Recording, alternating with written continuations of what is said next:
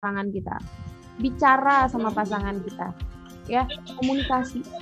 Itu kunci dari semuanya. Mau pandemi, mau nggak pandemi, komunikasi. Komunikasi itu yang sering membuat relationship, entah itu hubungan orang tua dan anak, hubungan pasangan, hubungan pertemanan, hubungan tetangga, hubungan pekerjaan hancur karena komunikasinya nggak baik, ya. Itu yang terjadi juga. Terus ketika setelah komunikasi, ngobrol lah sama pasangan, misalnya di PHK, ya. Terus kita mau kayak gimana nih ketika habis di PHK? Ya, apakah hanya mau meratapi nasib, ya kan? Aku di PHK, nggak punya pekerjaan, atau gimana caranya tetap bisa bertahan? Zaman corona ini yang penting bisa makan aja itu sudah luar biasa, ya kan? Mbak Novi, tapi, nah ketika sudah ada tapi itu susah, ya. Ya kalau terima itu terima, tidak ada tapi, ya kan? Kalau kita konsepnya terima adalah walaupun, bukan tapi. Walaupun kondisi saya seperti ini, walaupun bukan tapi. Makanya unconditional love itu lebih ke walaupun. Terima apa adanya, no tapi. Kalau tapi sudah, ya kan? Aku mau nih sama kamu, aku masih mau nih bertahan jadi istrimu, tapi itu yang nggak enak ya, tapi itu kan di era kayak gini nggak ada tapi kayak gitu loh. Nah, terus setelah tadi sadar, terima, komunikasi itu yang paling penting. Ketiga ini juga komunikasi, ngobrol mau gimana, mau kayak apa, ya kan. Laki-laki itu nggak bisa ditekan, ya. Pasangan kita tuh nggak bisa ditekan. Walaupun kita sebagai perempuan mikir, nanti makannya gimana ya, biaya sekolah anak-anak gimana ya, bayar ini, bayar itu, bayar ini. Ya, sebagai wanita juga mikir seperti itu. Tapi ketika laki-laki yang sedang buntu, mungkin di PHK, gajinya kurang. Sekarang tidak di PHK pun gaji juga banyak yang dikurangin, ya kayak gitu. Kalau nih saya curhat tentang diri saya ya, teman-teman pada bilang begini, Novi enak, suaminya PNS, nggak kedampak. Hey you, gitu kan? Kalau yang PNS merasakan loh, ya kan? Tetap sama-sama terdampak gitu loh, sama terdampak. Bukan gara-gara ASN terus nggak terdampak banyak hal yang terdampak saya gitu. Tapi kita tidak harus menjelaskan terdampaknya di sisi yang mana, ya kan? Tapi semua lini itu ya terdampak. Tidak ada yang tidak. Contohnya kalau PNS, perjalanan dinas di-cancel semua. Ya, banyak hal yang di-cancel semua, ya kan? Itu terdampak gitu loh. Tapi kan masih punya gaji tetap. Gaji tetap sepersekian berapa ya PNS di Indonesia itu gaji tetapnya utuh. Mau tanya seberapa itu gaji tetapnya utuh kayak gitu. Terdampak. Diriku pribadi aja semua jadwal roadshow yang harusnya sampai akhir tahun semua terdelay, semua tercancel. Orang bilang delay, aku bilang delay dengan kondisi yang tidak jelas seperti ini, delay sampai kapan? Ya kan, aku lebih enak menyamankan diriku, cancel aja deh, ya kan? Kalau mau dipikir stres, ya kan? Wow, aku bilang wow gitu. Cuma kalau aku protes sama siapa? Semua ngalamin, ya kan? Jadi aku lebih ke memilih, ya kan? Memilih untuk ya wes nggak apa-apa kayak gitu loh. Yang kemarin Allah kasih aku 1 hari full sampai tidak bisa menikmati me time. Sekarang every day, every time lu mau ngapain terserah kayak gitu kan. Terus sampai orang aku ngisi webinar, aku ngisi Zoom dan yang lain-lain. Aku nih orang yang apa ya?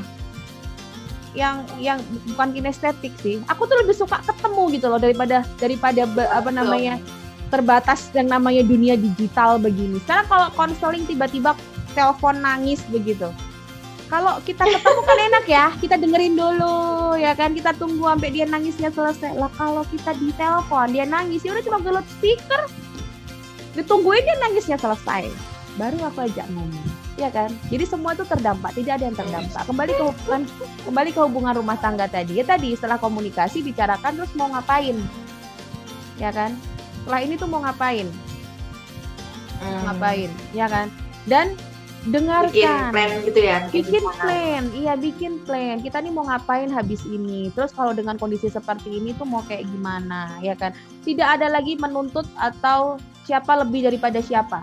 harmonis itu, ya kan, harmonis itu kerjasama, tidak diperjuangkan oleh salah satu. Apalagi ketika kondisi seperti ini, yang biasanya LDM tiba-tiba lihat lagi. Artinya apa? Adaptasi berawal lagi dari semula, ya kan? Ya, yang kita mau pernikahannya usianya 10 tahun, 20 tahun, yang tadinya 20 tahun cuma mungkin 2 minggu sekali ketemu. Ada ya yang seperti itu? Sebulan sekali ketemu, ya tiba-tiba 3 bulan ini karena di lockdown, karena perusahaannya tutup, harus begitu, harus menemani dan yang lain-lain. Itu akan beda loh ritmenya. Yang tadinya pergi nggak pernah izin suami karena suami jauh, tiba-tiba harus dikit-dikit izin. Yang tadi nggak tiap hari bikinin kopi jadi bikinin kopi, itu hal sepele loh.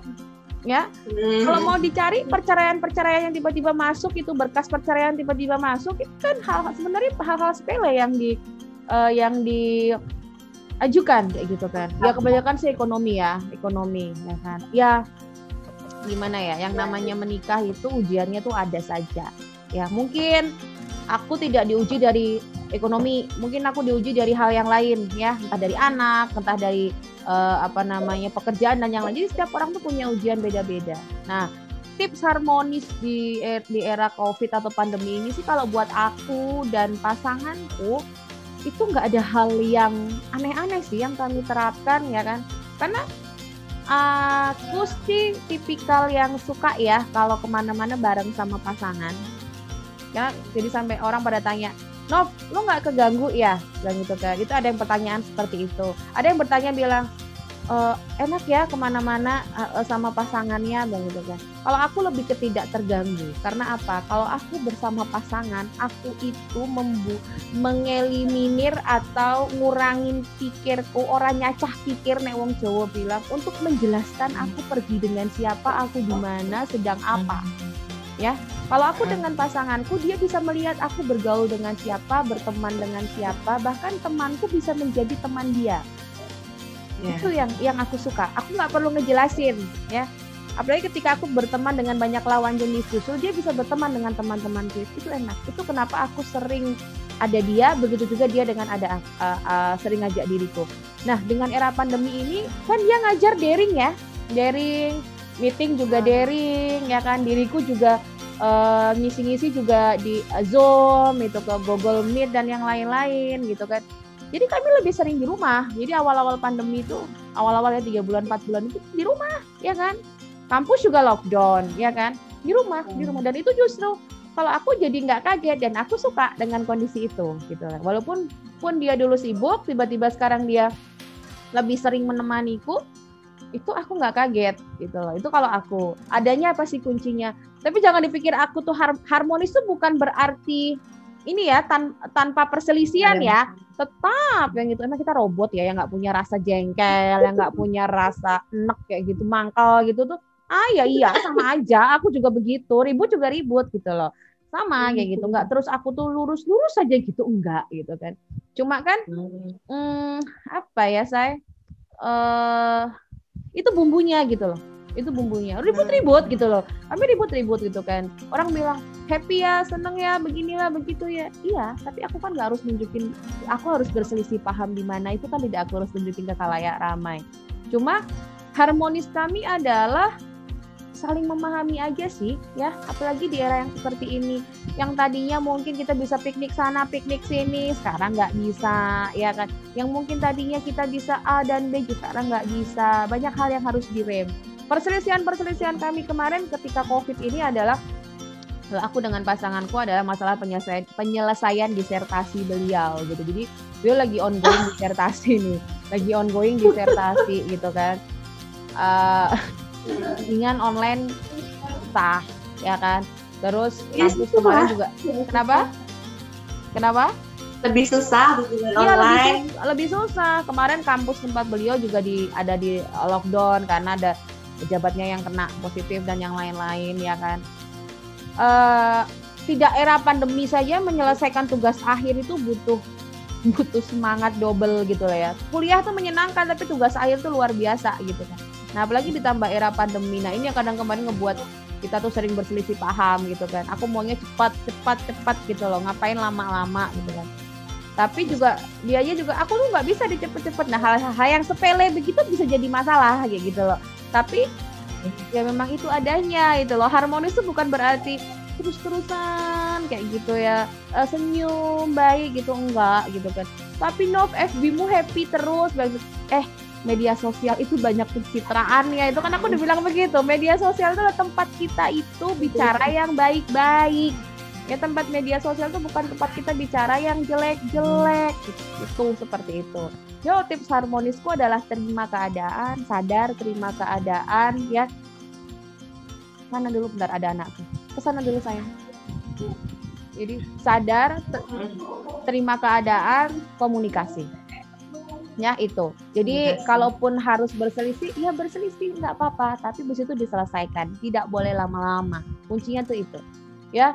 Otot-ototan ya kadang aku juga seperti itu sih gitu kan, tapinya tuh masih ada gitu. Tapi ntar habis itu oh ternyata nggak boleh ya, ternyata begini ya, ternyata begitu lah. Itu kalau dalam rumah tangga aku seperti itu. Terus teman-teman di luar sana juga, beberapa klienku juga yang menyedihkan adalah ada beberapa yang bercerai juga ya pas di era pandemi ini gitu kan. Saya juga nggak habis pikir ya, di era pandemi ini tuh orang harusnya lagi mikir gimana caranya bisa tetap menjalani hidup dengan baik. Yo, masih aja ada yang selingkuh gitu ya, masih sempet pikiran kayak gitu loh. Gue bilang gini, manusia waras apa kagak sih, aku bilang begitu. Orang di saat mikir gimana caranya usaha itu tetap jalan, gimana caranya tetap bisa makan ya kan, gimana tetap bisa bayar kewajiban gitu lah, kok masih mikir selingkuh gitu loh. Aku makanya ini heran gue bilang. Jadi pandemi itu tidak membuat orang takut untuk melakukan hal-hal negatif gitu, seperti itu. Kenapa dirimu merasakan bahwa di era pandemi dengan era sebelum pandemi berubah gitu, atau beda dalam keluargamu? Iya lumayan lah, pasti ada perubahan ya. Terutama kalau aku kan yang tadinya suami ngantor gitu ya, dari pagi sampai maghrib lah, atau jam 7-an gitu baru pulang. Nah sekarang di rumah terus gitu kan. Tapi malah justru senang kalau aku, karena dia bisa lebih sering ketemu anak-anaknya gitu, apalagi anak-anak semuanya sekolah di rumah.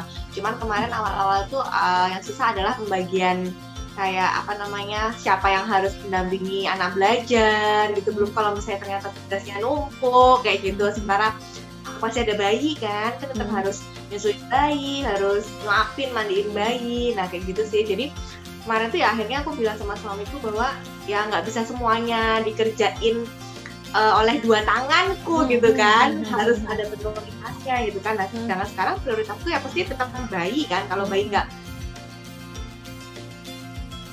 disuapin, nggak dimandiin gimana gitu kan. Nah jadi aku nurunin standar standar sekolah anak mau nggak mau gitu. Kayak misalnya tugas nggak harus selesai hari itu, yang penting gimana caranya aku sama anak sama-sama nggak tertekan nih sekolah di rumah gitu. Akhirnya sih gitu kesepakatannya. Tapi karena suami kan pinginnya ketika pokoknya nggak usah masak nggak apa-apa gitu. Ketika dirimu menurunkan standar, stres nggak ya, lebih easy going ya? Ya enggak lah. Nah, kan? Kadang kenapa orang stresnya tuh kan karena ini suaminya yang ayo dong didampingin dong belajarnya, ini belum selesai, yang ini yang bahasa Inggris belum, yang matematika belum. Pusing aku jadinya. Anaknya pusing, ibunya pusing kan. Iya, ketika dua-duanya pusing atau tiga-tiganya pusing kan nggak jalan semua toh. Jadi kadang-kadang kita tuh menerapkan jadi setelah 3 komunikasi tadi, yang kelima adalah coba downgrade standar.